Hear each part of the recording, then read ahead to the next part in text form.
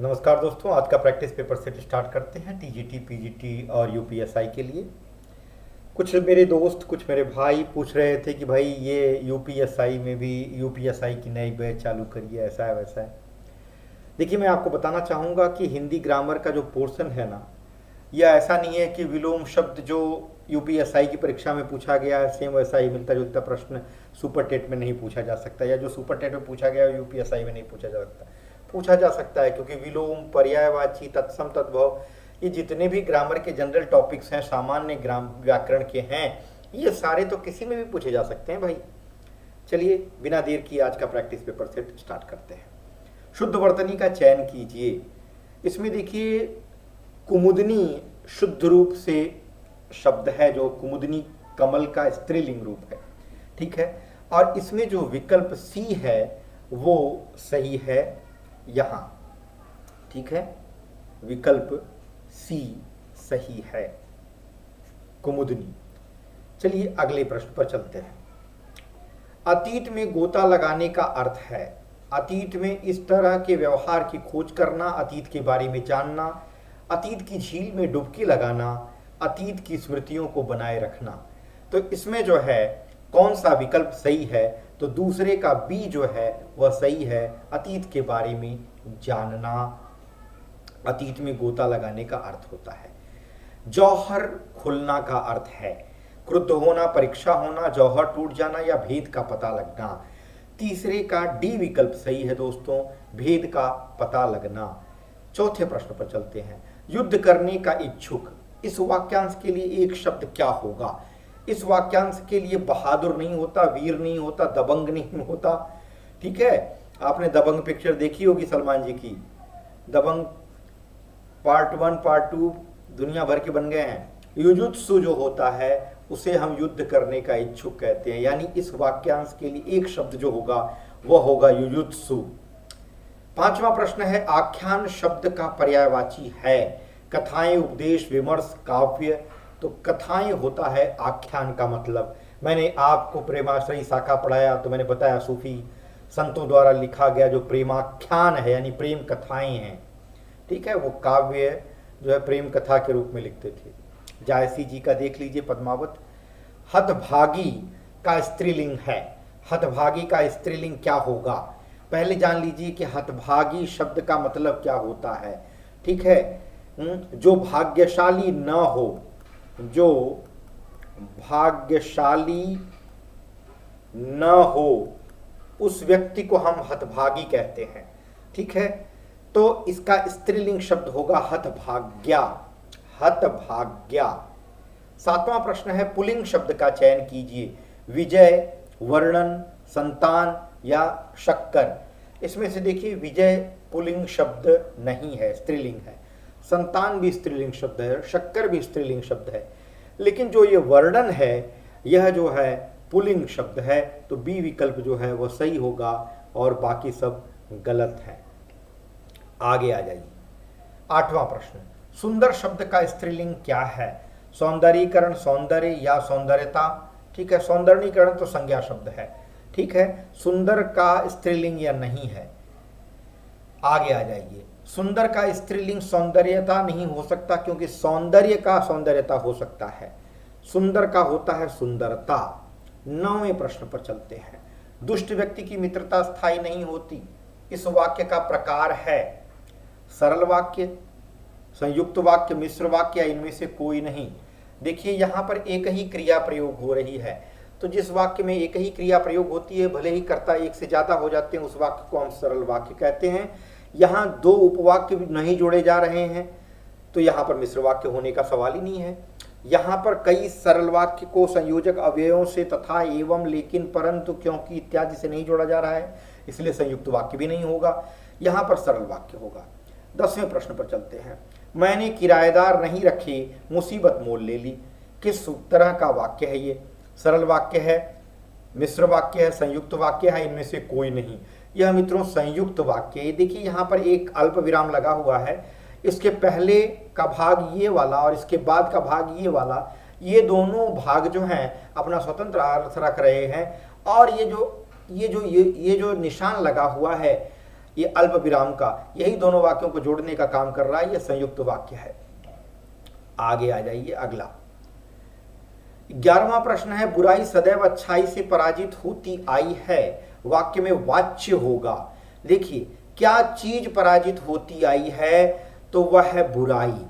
ठीक है, तो इस वाक्य में देखिए कर्म को ही कर्ता के रूप में प्रयोग किया गया है। जिस वाक्य में कर्ता कर्म को ही, यानी कर्म का प्रभाव क्रिया पर पड़ता है, कौन, मतलब बुराई सदैव अच्छाई से पराजित होती आई है, लेकिन ये पराजित कौन करवाता है, कर्ता का पता नहीं है, कर्म को ही कर्ता के रूप में प्रयोग किया गया है। तो इस वाक्य में क्रिया के ऊपर जो है, क्रिया का रूप, क्रिया की सारी चीजें जो है वो कर्म के अनुसार बदल रही हैं, इसलिए इस वाक्य को हम कर्मवाच्य कहेंगे। मित्रों गौर कर लीजिएगा, प्रैक्टिस कर लीजिएगा, बी विकल्प सही होगा।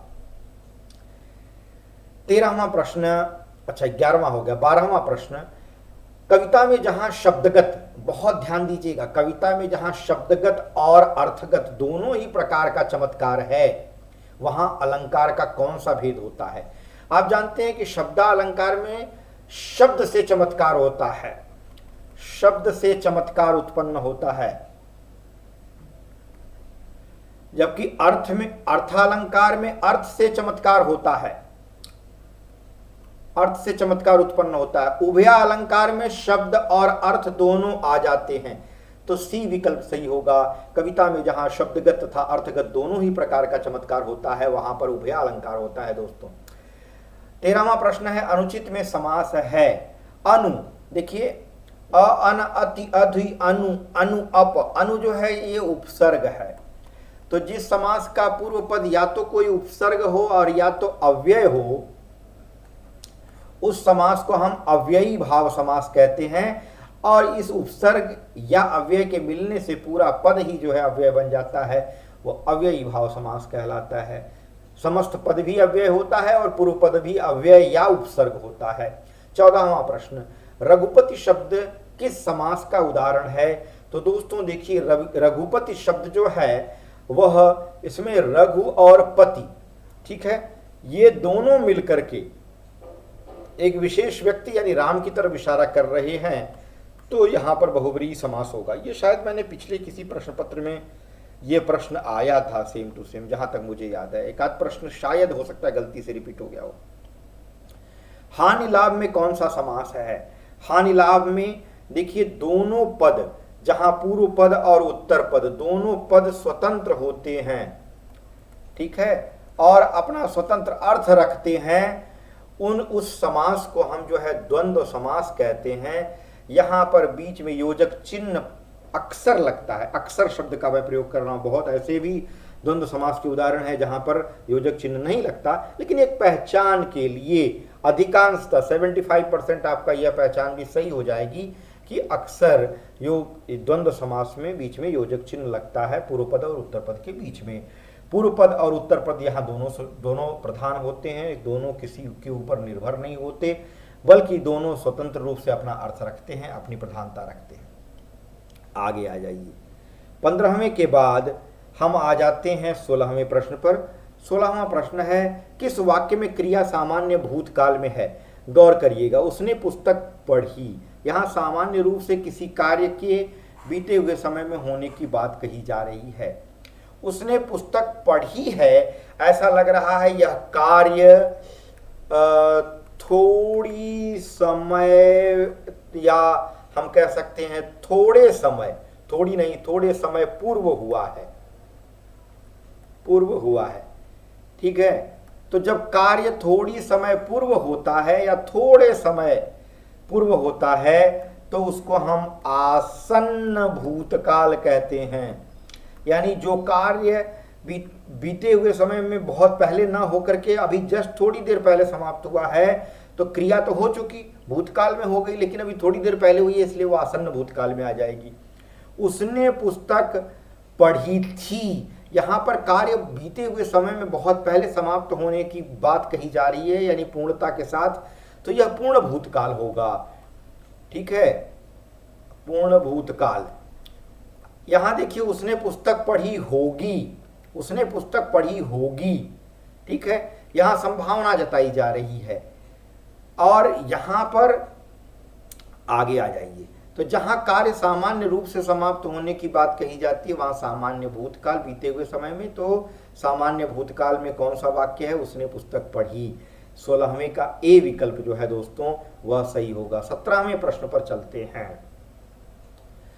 17वां प्रश्न है, इनमें से तात्कालिक वर्तमान का उदाहरण कौन सा है। तात्कालिक वर्तमान यानी जिसमें वर्तमान समय में कार्य के लगातार होने की बात कही जा रही है, वहां तात्कालिक वर्तमान काल होता है। देखिए, वह जा रहा है, यानी कि जाने का कार्य वर्तमान समय में लगातार चल रहा है। वर्तमान समय में कार्य के लगातार चलने की बात कही जाती है। इसमें यह होता है तात्कालिक वर्तमान काल, जिसको आप अंग्रेजी में प्रेजेंट कंटिन्यूअस कहते हैं। PRESENT, present, CONTINUOUS, present continuous. C विकल्प सही होगा। आगे आ जाइए। 18वां प्रश्न, रमा ने लता को अपनी कलम दे दी है। इस वाक्य में को किस कारक का चिन्ह है। ये जो को है वो किस कारक का चिन्ह है। रमा ने लता को अपनी कलम दे दी है।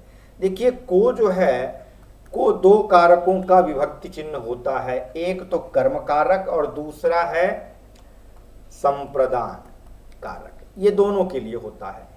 अब यहां ध्यान देने वाली बात है कि यहां जो को लगा है, यहां रमा ने लता के लिए काम किया है अपनी कलम देने का, तो यहां जो को है वो के लिए के सेंस में प्रयोग हुआ है, यानी जिसके लिए कार्य किया जाता है। तो इस स्थिति में यह संप्रदान कारक होगा। सी विकल्प सही होगा। आगे आ जाइए। 18वां के बाद 19वां प्रश्न, राम ने रावण को अंततः मार डाला। इस वाक्य में को किस कारक का चिन्ह है।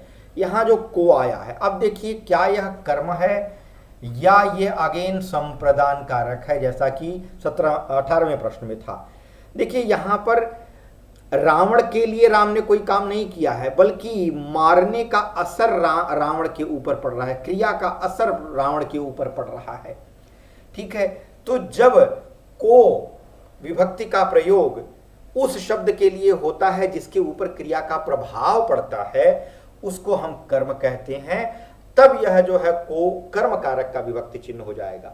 अगर क्रिया का असर को से जुड़ने वाले शब्द पर नहीं पड़ रहा है, बल्कि उसके लिए कर्ता कार्य कर रहा है, तो ऐसी स्थिति में संप्रदान कारक का विभक्ति चिन्ह को हो जाएगा।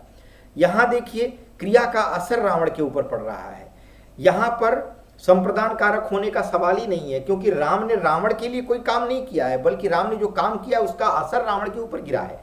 तो यह संप्रदान कारक नहीं होगा, बल्कि यह कर्म कारक होगा। 18वें प्रश्न और 19वें प्रश्न अगर आप दोनों को देखेंगे तो दोनों में मैंने को लगाया है, और इसीलिए जानबूझ के लगाया ताकि आपको संप्रदान और कर्म का डिफरेंस समझा सकूं।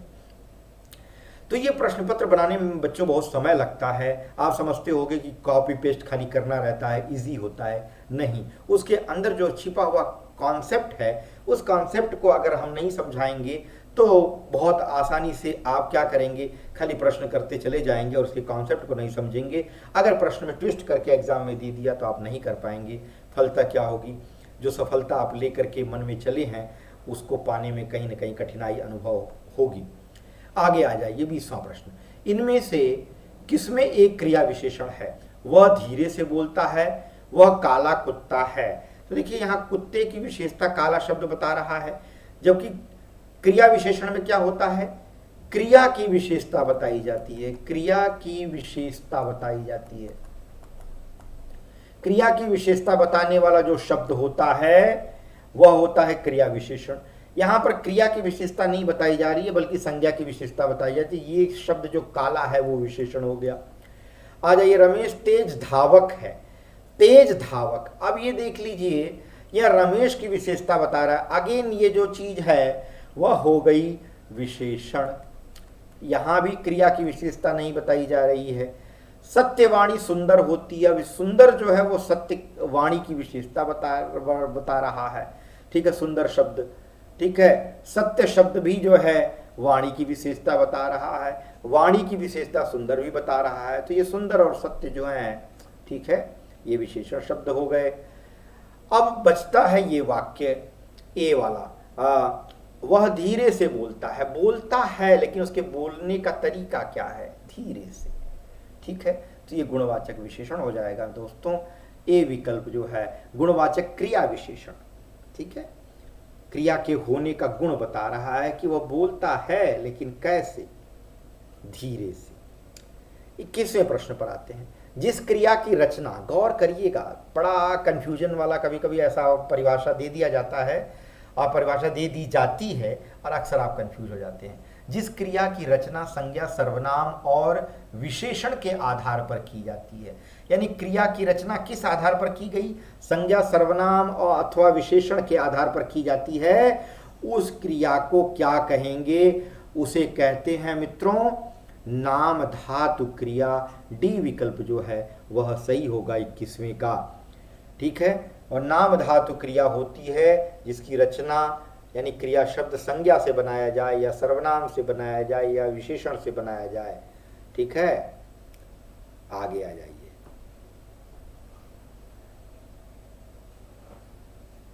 मानव से विशेषण शब्द बनेगा, मानव से क्या बनेगा दोस्तों, विशेषण शब्द की बात कही जा रही है। मानव से मनुष्य तो बनेगा नहीं क्योंकि मनुष्य शब्द संज्ञा है। मानवता बनेगा नहीं क्योंकि यह भी संज्ञा शब्द है, मानवता यानी ह्यूमैनिटी। मानवीयकरण, ठीक है, मानवीयकरण किया गया, मानवीयकरण भी संज्ञा हो जाएगा। ये सब भाववाचक संज्ञा हो गई। आगे आ जाइए। मानवीय, मानवीय जो शब्द है वह क्या है, विशेषण है, क्योंकि हम कहते हैं भाई मानवीय गुण, गुण शब्द संज्ञा है और इसकी विशेषता मानवीय बता रहा है, तो मानवीय क्या हो जाएगा, विशेषण शब्द हो जाएगा दोस्तों। तो मानव से विशेषण शब्द क्या बनेगा, मानवीय, ठीक है। बी विकल्प 22वें का सही होगा। 23वें प्रश्न पर चलते हैं। 23वां प्रश्न आ गया आपके सामने। पुस्तक में कौन सा विशेषण, पुस्तक से कौन सा विशेषण बनेगा, पुस्तकालय नहीं, यह विशेषण है ही नहीं, यह तो संज्ञा है। पुस्तकें संज्ञा शब्द का बहुवचन रूप है, ठीक है। पुस्तकों संज्ञा शब्द का बहुवचन रूप मान सकते हैं, ठीक है। पुस्तकीय, हम कहते हैं ना भाई पुस्तकीय ज्ञान, पुस्तकीय ज्ञान, ज्ञान शब्द क्या है, संज्ञा है। और संज्ञा की विशेषता कौन बता रहा है, पुस्तकीय। पुस्तकीय शब्द क्या हो जाएगा, विशेषण। तो पुस्तक से क्या बन गया, पुस्तकीय, विशेषण क्या बन गया, पुस्तकीय। ध्यान रखिएगा, ये सब चीजें सीखिए। 23वें का सी सही है। 24वां प्रश्न और 25वां प्रश्न देख लेंगे। 24वां पहले देखेंगे। यह लड़का बड़ा भोला भाला है, इसमें बड़ा शब्द क्या है, ये जो बड़ा आया है, देखिए लड़के की विशेषता क्या बता रहा है, भोला भाला। लड़का कैसा है, भोला भाला है, तो यह शब्द तो भोला भाला क्या हो गया, विशेषण हो गया। और इस विशेषण की भी विशेषता यह शब्द बता रहा है कि वह भोला भाला है, लेकिन कैसा, बड़ा भोला भाला। तो बड़ा शब्द विशेषण की भी विशेषता बता रहा है, यानी भोला भाला की भी विशेषता बता रहा है, इसलिए इसको हम प्रविशेषण कहेंगे, क्योंकि प्रविशेषण का मतलब ही होता है जो विशेषण की भी विशेषता बताए उसे प्रविशेषण कहते हैं। अब हम आ जाते हैं 25वें और अंतिम प्रश्न पर। 25वां प्रश्न है दोस्तों आपके सामने। कुछ खा लो, कुछ खा लो, इस वाक्य में कुछ कैसा सर्वनाम है, कुछ खा लो लेकिन कुछ। अब कुछ जो है, ठीक है, वह क्या है, कैसा सर्वनाम है, क्या यह निश्चयवाचक सर्वनाम है, किसी चीज की निश्चितता तो बता नहीं रहा है। कुछ जो भी हम खाएंगे वो कोई चीज तो जरूर खाएंगे, उसका कुछ तो नाम होगा, लेकिन अगर वो नाम ना लेकर के कुछ कहा जा रहा है तो कैसा सर्वनाम हो जाएगा, अनिश्चयवाचक सर्वनाम। तो दोस्तों आज मैं समझता हूं कि आपको आज का वीडियो पसंद आया होगा। आप इसे ज़्यादा से ज़्यादा दोस्तों, मित्रों, सगे संबंधियों तक शेयर करेंगे। और अगर मेरे चैनल से आप प्लीज़ नए जुड़े हो तो मेरी हाथ जोड़ करके प्रार्थना है, भैया बहन दोस्त मित्र जो भी आप कह लीजिए, सखा, आप सारे लोगों से मेरा रिक्वेस्ट है कि प्लीज़ मेरे चैनल को सब्सक्राइब कर लीजिए और वहाँ जो घंटी का निशान है उसके बगल में ब्रैकेट बना है उस पर क्लिक करिए ताकि आपको नए नोटिफिकेशन आते रहें। और प्लीज़ लाइक बटन यार दबा दिया करिए, अगर नहीं भूल गए हो तो प्लीज़ अभी हिट कर लीजिए वीडियो बंद करने से पहले। बहुत बहुत धन्यवाद। अगले वीडियो में एक रोचक विषय के साथ मैं फिर आपसे मिलूंगा। तब तक के लिए आपका पुनः एक बार